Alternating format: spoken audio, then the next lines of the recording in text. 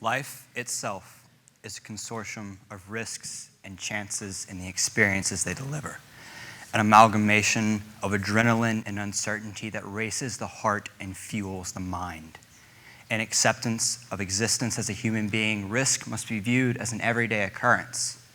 If every day preceding death is by nature full of unpredictable situations, not life or death risks you see, but normal quotidian gambles, should we not learn how to manage this human condition?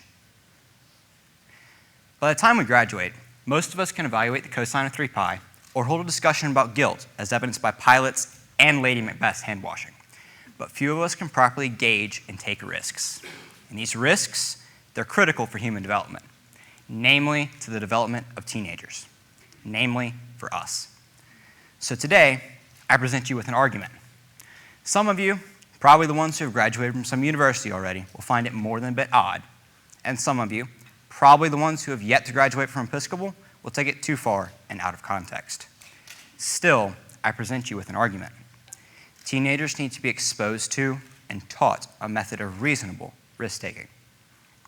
The risk-taking proposed is specifically reasonable risk-taking and not risk-seeking behaviors. Reasonable risk-taking is defined as a risk where the benefit equals or outweighs what is risked and there's a high chance for a safe, protected outcome. Risk-seeking behaviors are reckless driving, gambling, tobacco usage, illegal drug usage, drug abuse, excessive drinking, and unprotected sex. These 7 behaviors are explicitly not proposed and not a proper application of the methodology. All right, now that that's all out of the way, on to the important bits. Teaching an approach to risk-taking is necessary in part because of the physical characteristics of teenagers. Not what we look like or who's tallest or anything like that, but what's going on in here. 3 big areas of the brain are undergoing change during puberty: the limbic system, the basal ganglia, and the prefrontal cortex. The limbic system controls your emotions, starts developing early in puberty, and leads to many years of emotionally based decisions holding precedence over rationally based ones. The basal ganglia, to generalize, is the brain's reward center.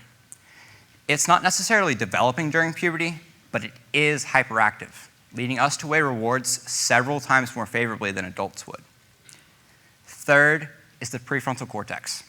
This region is all about logical, reasonable decision-making.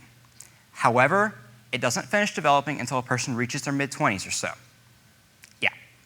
Combine these 3 things, add a dash of peer pressure and serve with a side of parenting, and you have it, the modern teenager.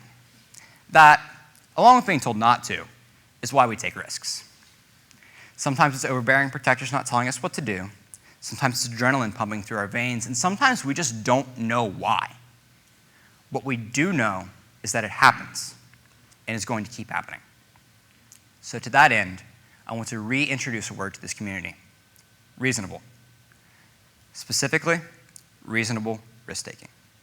To define it one more time, a risk where the benefit equals or outweighs what is risked and there's a high chance for a safe, protected outcome. So a risk you can learn from without risking too much. Now that we all know this term, we're going to apply it in a 5-step process, with an example being the presentation I'm in the middle of right now. Step 1, realize you're in a risky situation. For me, that was signing up for thesis and being told, hey, you have to give this presentation. It might be in front of the whole school. Don't ruin it. Step 2, assess the true risk of the situation. For me, it's what I'm doing right now. As you can see, there's no slideshow behind me. I have no earpiece whispering words of wisdom. It's just me and you and the hope that I don't forget everything I'm supposed to say right now. Step 3, assess the possibility for gain or reward from the situation. For me, of course, there's that extra little check mark on the list of things I need to complete my thesis, but there's also what I'm feeling right now: the adrenaline pumping through my veins and the exhilaration after you finish an activity like this. There's just nothing like it. Fourth, you should categorize the risk into either reasonable, averaged, advanced, or risk-seeking.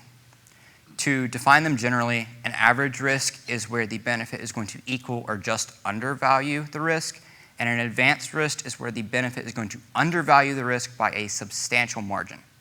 This doesn't mean the activity can't be attempted, but it does mean you have to be really, really careful.